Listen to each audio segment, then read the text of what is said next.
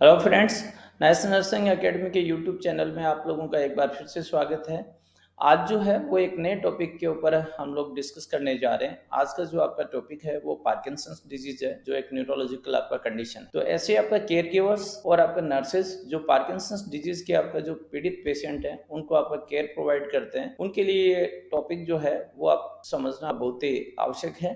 साथ में आप ऐसे नर्सेज आपका स्टूडेंट्स जो नर्सिंग एग्जाम लिखते हैं, तो उन स्टूडेंट्स के लिए भी आपका ये टॉपिक जो है वो महत्वपूर्ण है, क्योंकि इस टॉपिक से रिलेटेड कई आपका जो आप क्वेश्चंस हैं वो आपको पूछे जा सकते हैं। इसलिए आपका पार्किंसंस जो डिजीज है उस डिजीज को समझना, इससे रिलेटेड आपका जो एस्पेक्ट्स जो हैं वो आप समझना आपका बहुत ही महत्वपूर्ण है।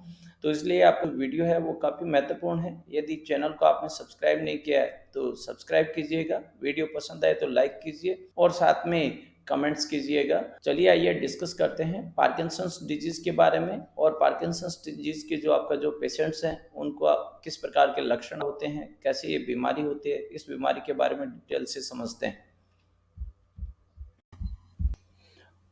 Parkinson's disease, a chronic progressive degenerative neurological condition which causes a number of motor problems and mental disabilities.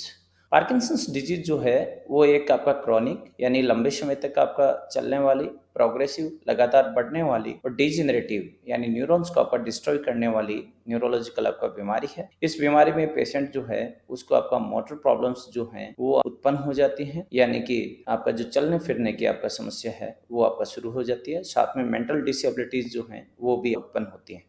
तो चलते हैं, बात करते हैं डिटेल्स के अंदर पार्किंसंस के बारे में। It is cause due to damage to the dopamine producing neurons of substantia nigra which is part of basal ganglia of the brain. जो आपका बीमारी है वो डोपामाइन प्रोड्यूस करने वाली जो आपका न्यूरॉन्स है सब्सटेंसिया निग्रा की, जो हमारे बेसल गैंग्लिया का एक भाग है, उसके डैमेज होने के कारण होती है।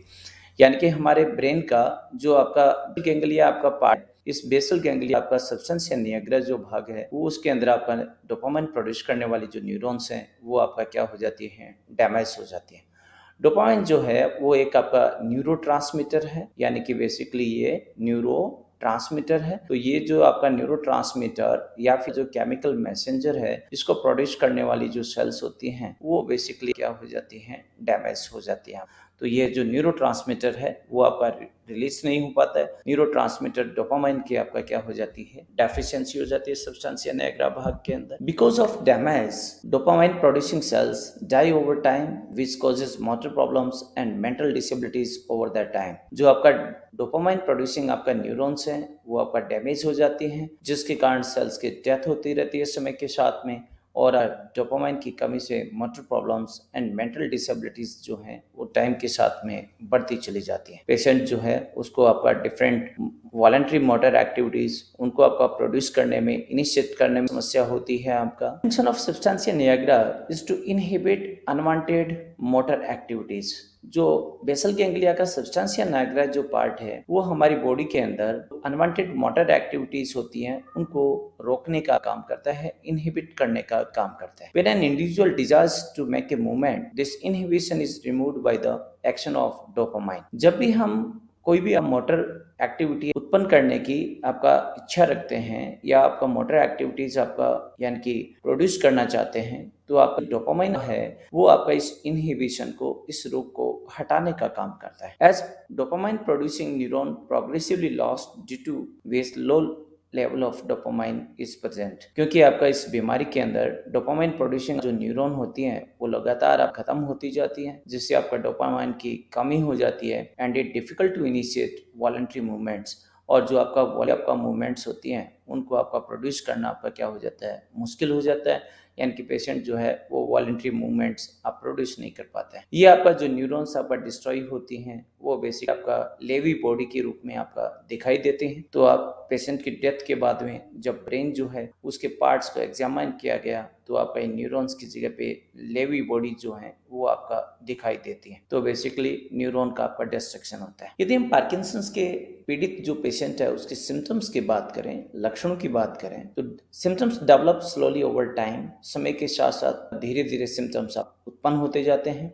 Most common are motor problems, जो आपका है वो मोटर प्रॉब्लम्स रहती हैं, यानी कि वॉलंटरी आपका एक्टिविटीज हैं उनसे रिलेटेड आपका समस्याएं रहती हैं। मोटर आप प्रॉब्लम्स के अंदर मोटर प्रॉब्लम्स में देखें तो क्या क्या रहते हैं? Hand tremors, slow movements, limb rigidity, problems with gait and balance. तो हैंड्स के अंदर आपका ट्रिमर्स, जिनको पिल रोलिंग आपका ट्रिमर्स बोलते हैं, तो ये जो पिल रोलिंग ट्रिमर्स होती हैं वो आपका प्रोड्यूस होती हैं। साथ में आपका स्लो मूवमेंट्स आपका स्लो हो जाती हैं, लिम्ब की रिजिडिटी होती है, स्टिफनेस आपका बढ़ जाती है लिम्ब के अंदर आपका, एंड प्रॉब्लम्स जो हैं वो आपका with gait and balance and gait के अंदर भी प्रॉब्लम्स।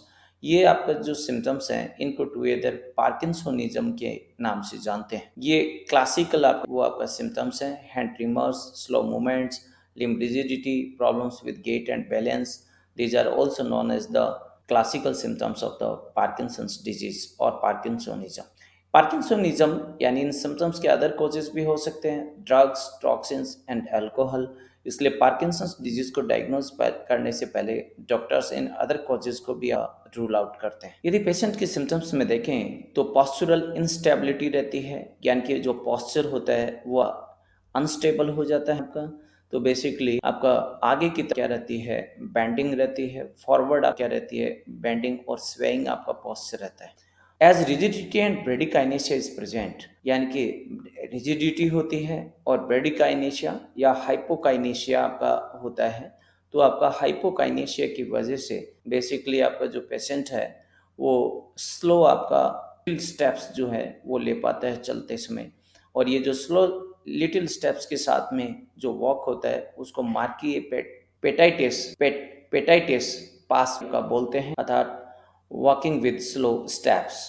इन लेटर स्टेजेस बीमारी की जो बाद की अवस्थाएं हैं उनके अंदर नॉन मोटर सिम्टम्स में arise include mood and behavioural changes, cognitive impairment and sleep disturbances.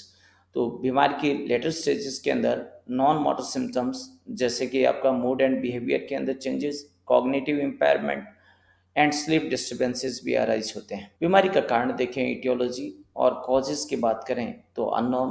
Parkinson's disease के कॉजेज अननोन है, but it is likely to involve both genetic and environmental factors.